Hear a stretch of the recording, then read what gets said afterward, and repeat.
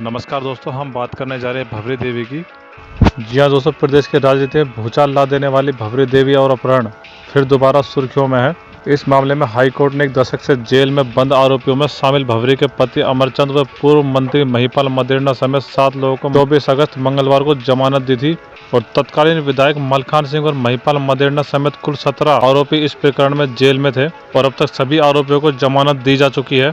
दोस्तों, हम आपको बता दें कि भवरी देवी क्या थी और उसकी सियासत कहां से चालू हुई थी। जोधपुर के जलीवाड़ा गांव के उपकेंद्र में सहायक नर्स के पद पर तैनात भवरी देवी साधारण परिवार से थी, लेकिन राजस्थानी फिल्मों में नाम कमाने की महत्वाकांक्षा चलते ड्यूटी छोड़कर शूटिंग पर जाती थी। ड्यूटी से गायब रहने पर उसे सस्पेंड कर दिया गया, लेकिन मलखान सिंह और मंत्री महिपाल मदेरणा की मदद से उसने निलंबन को रद्द करवा दिया था। इसके बाद से तीनों के बीच नजदीकियां शुरू हो गई। दोनों नेताओं से नजदीकियों के चलते भवरी पर ग्लैमर से ज्यादा राजनीति का नशा चढ़ने लगा था। और वही हम आपको बता दें कि चुनाव लड़ने के लिए टिकट नहीं देने पर वह दोनों को धमकाने लगी थी। मुश्किलें बढ़ते देख मलखान सिंह और महिपाल मदेरणा ने उससे दूरी बना ली। इस बीच एक सीडी वायरल हुई जिसने पूरे प्रदेश की राजनीति में भूचाल ला दिया था। इसी सीडी के दम पर भवरी 3 दिन में सरकार गिराने का दावा करती थी। इसी कारण से मलखान और महिपाल से उसकी दुश्मनी बढ़ गई थी और फिर उसका अपहरण कर उसका जीवन लीला समाप्त कर दी गई। भवरी के हाथ मदेरणा की सीडी सार्वजनिक हुई तो तत्कालीन मुख्यमंत्री अशोक गहलोत ने मदेरणा को मंत्रिमंडल से बर्खास्त कर दिया था। जिस तरह से भवरी का अंत करने की जो साजिश रखी थी वो इस प्रकार थी। भवरी देवी सितंबर 2011 में लापता हो गई थी। पति अमरचंद ने आरोप लगाया कि जल संसाधन मंत्री महिपाल मदेरणा के इशारे पर भवरी का अपहरण किया गया है।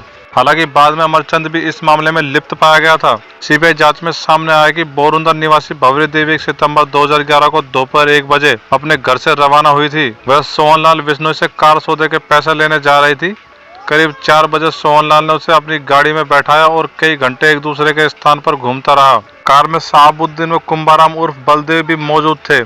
सोहनलाल जयपुर में महिपाल मदेरणा के मकान के आसपास मंडरा रहे सहीराम व उमेशाराम से भी बात करता रहा।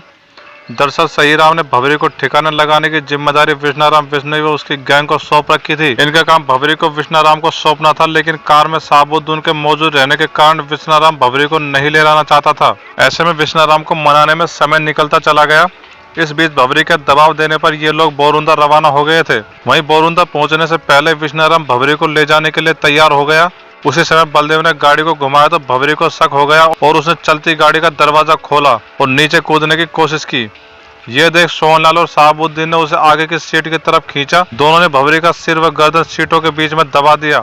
दम घुटने से भवरी निढाल हो गई। उसके मरते ही गाड़ी में सवार तीनों लोगों के हाथ पैर फूल गए। थोड़ी देर में जालोड़ा क्षेत्र में पहुंच गए और विष्णाराम से मिले।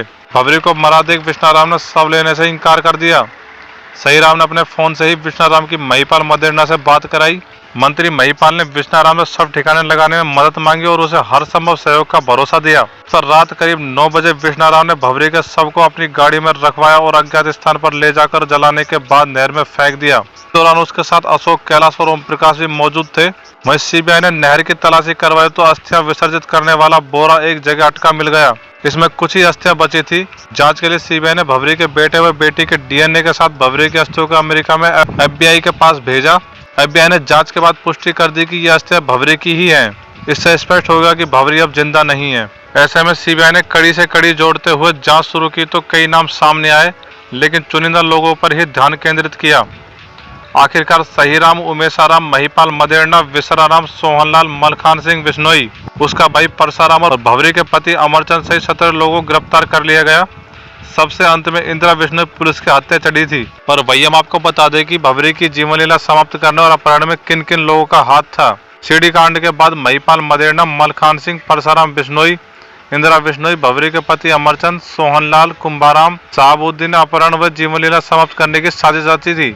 इसका मुख्य सूत्रधार सहीराम था। उमेशाराम ने सहीराम का सहयोग किया था और वहीं लाश को ठिकाने लगाने के लिए विसराराम, कैलाश, जाखड़, अशोक, ओम प्रकाश ने मिलकर भवरी के शव को जलाया और उसकी राख को नहर में बहा दिया था। वहीं पैसों के लेन देन के लिए दिनेश और पुखराज की पैसों के लेन देन में भूमिका सामने आई थी। एक आरोपी रेसाराम भी था जो इंदिरा का सहयोगी था। उसको पूर्व में ही जमानत मिल चुकी थी। तो दोस्तों, ये था भवरी का सच जिसने पूरी सियासत को हिलाकर रख दिया था।